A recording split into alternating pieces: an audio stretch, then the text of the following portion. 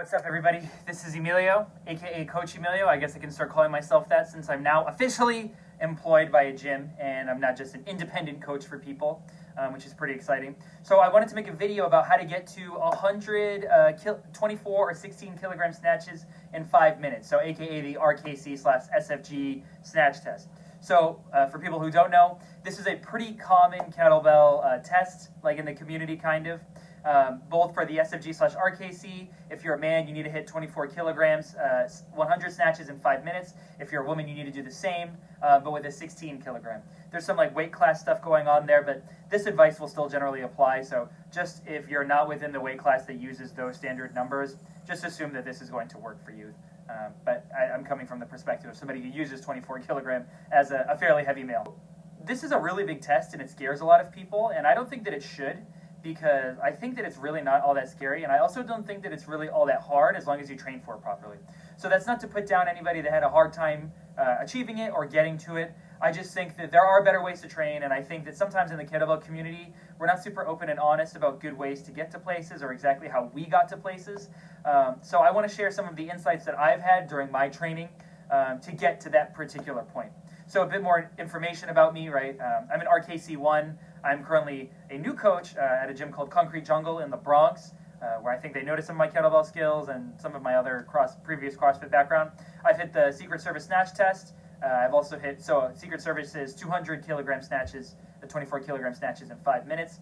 I've also hit 100 in 310 for my RKC, and I'm currently on pace to get 150 snatches in 5 minutes for the Tactical Strength Challenge at the end of the month. My current PRs are 135 in 5 minutes, relatively easy with a minute rest, and I've gotten 95 32 kilogram snatches in 5 minutes. Should have been 100, but I miscounted. Okay, so point number one, your technique needs to be at least passable. What I mean by this is that the hardstyle snatch really isn't that hard of a move to get right, or at least to get passable, but you just need to make sure that you're able to avoid tears as you're training. Tears are going to slow you down, they're going to mess you up, they hurt, you don't want them.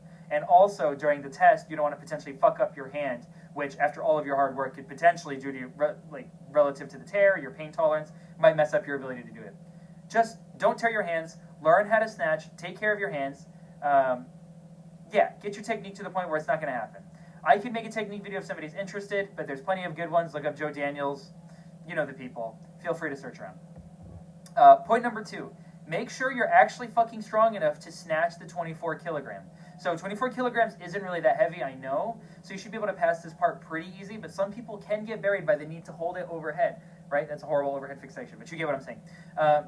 There can be some issues here because some people may feel like they're partially pressing the bell, so they get a hard punch, and then right here they feel like they're kind of pressing it. That's not really something that's going to get called out during the test, but it's something that could happen. You might want to fix that. If you have the strength to keep it up, who really cares, as long as you don't get called out on it. But just keep that in mind. If you do feel like you're getting buried, try to incorporate some more pressing, right? Make sure that you're able to sustain that ability to press over your head, right? Try to do some overhead carries, right? Dan John loves his overhead carries. So try to do some of those and make sure that you're not going to get buried by the need to partially hold it up overhead. But this is not Gita voice sports, so you don't need to hold it in the overhead fixation for a long time. You just need to get it to lock out, and then you're good. And, oh yeah, and you should feel like you're strong enough that the 24 kilogram is mostly like waving your arm aerobically around for at least the first 2/3 of the set. If you don't feel like that, then it's probably too heavy for you and you need to build up your strength. So point number three, go for a fucking run. I can't explain to you enough that the 24 kilogram test is 100%, well, not 100%, but it's fucking cardio. If you don't have the cardio to handle this effort, like an effort of this type, you need to fix that yesterday. So you can go for a run, you can go for a row, maybe you can ruck. I don't ruck, so I don't really know.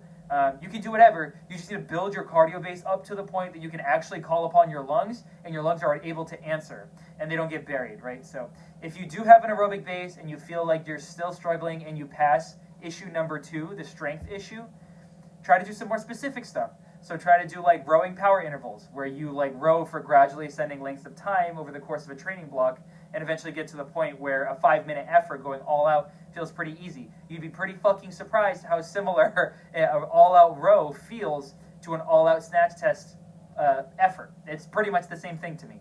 There's some like extra shit because you have to learn the technique for going overhead, but you need to learn the technique for a row too. So keep that in mind. You can also get a little bit more creative. You can do snatch sprints. I program a lot of snatch sprints for myself yeah, and I can talk more about those some other time if anybody's ever interested in hearing about snatch sprints and how I do them. But yeah, program in some runs, slow runs, slow rows, fast rows. Just make sure that you're getting the ability to build your lungs up and make them work. And then this sort of ties into my next point, which is you should be training both super maximally and sub maximally in the snatch. So, like I said, the 24 kg is not that heavy, but this is a strength endurance event, right? This is cardio. This is a strength endurance event. So you need to be able to express your strength and your endurance at the same time. A good way to build this is by training over your current bell within a certain, reasonability, right? Like, I'm not using the 40 kg to train my 24 kg snatch test. I went up a bell size, so I'm using the 32 right now. Right now, as I said, I've almost got 132 kg snatches in 5 minutes. Well, that's taken some time. I wasn't there. You can imagine that my improvement with the 32 kg means that my 24 kg, due to my good lungs, and now my increased strength and better technique using a heavier weight, that when I pick up the 24 kilogram, I'm just fucking waving that shit up and down, and it's really fucking easy. So try to keep that in mind, and using a heavier weight like that is going to take you really far. The other thing, though, is that I passed my 24 kg snatch test my very first time just doing Viking Warrior Conditioning. That was like the only snatching that I was doing with 16 kilograms. So Viking Warrior Conditioning, it's a book by Kenneth J. I suggest you go read it, or maybe don't read it and just look up the protocol because it can be a little bit complicated. There's some good write-ups about how it works. I was just looking it up because it worked a lot of wonders for me. But yeah, I was doing like 720 snatches in a single session, like 2 to 3 days a week. Of course, my ability to snatch is going to get better. So you should be able to, and you should learn how to program sub-maximally, obviously at the current weight that you're using, and super-maximally in order to benefit yourself and bring yourself together for optimal performance in the 24 kg snatch test.